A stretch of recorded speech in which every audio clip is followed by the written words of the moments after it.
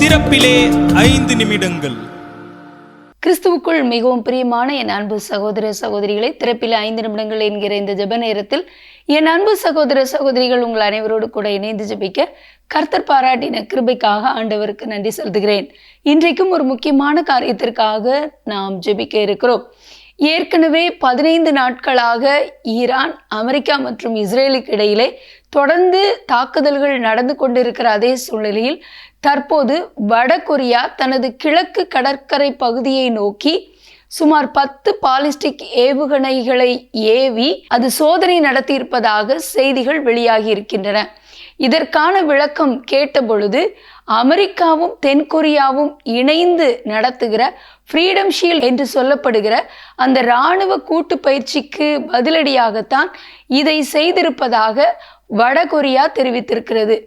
வடகொரியாவின் அதிபர் கிம் சாங் அவர்கள் இதை வெளியரங்கமாக அதை தெரிவித்திருக்கிறார் என்று கூறப்படுகிறது. ஆகவே இப்படிப்பட்ட தொடர்ந்து போர் சோதனைகள் நடத்தப்படுவது என்பது, இப்படி உலக தேசங்களை போருக்குள்ளாக ஆக்குவது என்பது மிகவும் வருந்தத்தக்க ஒரு காரியம். தேசங்களுக்கிடையிலே ஏற்கனவே போர் நடந்து கொண்டிருக்கிற சூழ்நிலையில் இப்படிப்பட்ட ஒரு சோதனை நடத்தி இருப்பது தென்கொரியா மற்றும் ஜப்பான் தேசத்தை கலக்கத்திற்குள் ஆழ்த்தி இருக்கிறது என்று கூறப்படுகிறது.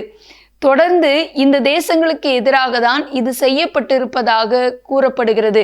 ஆகவே அன்பு தேவனுடைய பிள்ளைகளே, இது எந்த விதத்திலேயும் ஜப்பான் தேசத்தையோ தென்கொரியாவையோ பாதித்து விடாதபடி வடகொரியாவுக்கும் தென்கொரியாவுக்கும் இடையிலே போர் எந்த விதத்திலும் மூண்டு விடாதபடி ஏற்கனவே அவர்கள் தொடர்ந்து பல அச்சுறுத்தும் சம்பவங்களை நடத்தி கொண்டிருக்கிறபடியினால் இது நிமித்தமாக அந்த தேசங்களிலும் போர் வெடித்து விடாதபடி கர்த்தர் மனமிறங்கி சூழ்நிலையை மாற்றி கொடுக்க ஜெபிக்க போகிறோம். இதை குறித்த செய்தி நான் வாசிக்க விரும்புகிறேன். யாருமே எதிர்பாராத நேரத்தில் தனது கிழக்கு கடற்கரை பகுதியை நோக்கி ஒரே நேரத்தில் 10 பாலிஸ்டிக் ஏவுகணைகளை ஏவி உலக நாடுகளை அதிர வைத்துள்ளது வடகொரியா. எங்களை மிரட்ட நினைக்காதீங்க, நாங்களும் ரெடிதான் என சொல்லாமல் சொல்லும் வகையில் கிம் சாங் உன் நடத்திய இந்த சோதனை தென்கொரியா மற்றும் ஜப்பானை கதிகலங்க வைத்துள்ளது. தென்கொரியாவும் அமெரிக்காவும் இணைந்து நடத்தி வரும் ஃப்ரீடம் ஷீல்டு கூட்டு இராணுவ பயிற்சிக்கு பதிலடி கொடுக்கும் விதமாகவே வடகொரியா இந்த ஏவுகணை தாக்குதலை நடத்தியுள்ளதாக தெரிகிறது. இந்த இராணுவ பயிற்சி என்பது எங்கள் மீது போர் தொடுப்பதற்கான ஒத்திகை என வடகொரியா தொடர்ந்து குற்றம் சாட்டி வரும் நிலையில் இந்த 10 ஏவுகணை தாக்குதல் அமெரிக்காவுக்கு விடப்பட்ட நேரடி சவாலாக பார்க்கப்படுகிறது. அமெரிக்கா ஒரு பக்கம் ஈரானை சமாளிக்க முடியாமல் திணறி வரும் நிலையில் வடகொரியாவின் இந்த திடீர் தாக்குதல் உலக போர் அபாயத்தை இன்னும் அதிகமாக்கியுள்ளது. ஆகவே அன்பு தேவனுடைய பிள்ளைகளே, 3ஆம் உலகப் போர் நேரிடக்கூடிய ஒரு அபாய சூழ்நிலை உலகம் முழுவதிலும் நாம் பார்க்க முடிகிறது. ஆகவே கர்த்தர் தேசங்களுக்கு இடையிலான யுத்தங்களை ஓய பண்ணி சமாதானத்தை கொடுக்க ஜெபிக்க போகிறோம். ஜெபிக்கலாமா? எங்கள் அன்பின் பரலோக பிதாவே, ஆசீர்வதிக்கப்பட்ட நாளின் காலை விளக்காக நன்றியோடு துதிக்கிறோம், ஸ்தோத்திரிக்கிறோம் அப்பா. ஈரான், அமெரிக்கா, இஸ்ரேலுக்கு இடையிலே தொடர்ந்து நடைபெற்று கொண்டிருக்கிற தாக்குதல்கள் நிறுத்தப்பட்டு ஒரு அமைதியான சூழல் உண்டாக வேண்டும் என்று நாங்கள் தொடர்ந்து ஜெபித்து வருகிறோம் அப்பா.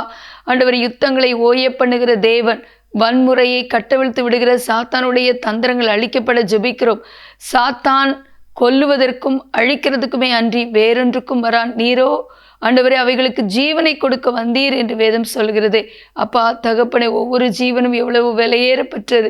ஆனால் இன்றைக்கு மனித ரத்தம் அநியாயமாக சிந்தப்பட்டு கொண்டு இருக்கிறதே. தேவரீர் மனமிறங்கி இந்த வன்முறைகள், தாக்குதல்கள் நிறுத்தப்பட நாங்கள் ஜெபிக்கிறோம். அது மட்டுமல்லாமல் வடகொரியா தற்போது ஆண்டவரே தகப்பனே தென்கொரியா மற்றும் ஜப்பானை குறிவைத்து அதுபோல அமெரிக்காவையும் ஆண்டவரே சவால் விடும் வகையிலே ஆண்டவரே ஏவுகணைகளை தாக்கி ஆண்டவரே சோதனை நடத்தியிருக்கிற இந்த செய்தி ஆண்டவரே தகப்பனே உங்கள் பாதத்திலே நாங்கள் வைத்து ஜெபிக்கிறோம் அப்பா. ஆண்டவரே தகப்பனே, எந்த விதத்திலும் வடகொரியாவுக்கும் தென்கொரியாவுக்கும் இடையிலோ அல்லது வடகொரியாவுக்கும் ஜப்பானுக்கு இடையிலேயோ எந்த ஒரு தாக்குதலும் ஆண்டவரே தகப்பனே அப்பா வன்முறையோ போரோ ஆண்டவரை தொடங்கி விடாதபடி நீங்கள் பாதுகாத்து வழிநடத்த ஜெபிக்கிறோம். தேசங்களுக்கு இடையில சமாதானம் உண்டாக ஜெபிக்கிறோம். எங்களோட ஜெபத்தில் நிற்கிற எல்லா சகோதர சொல்ல ஆசீர்வதிங்க. இயேசுவின் நாமத்தில் பிதாவே, ஆமேன். தொடர்ந்து ஜெபியுங்கள். கர்த்தர் தாமே உங்களை ஆசீர்வதிப்பாராக. ஆமேன்.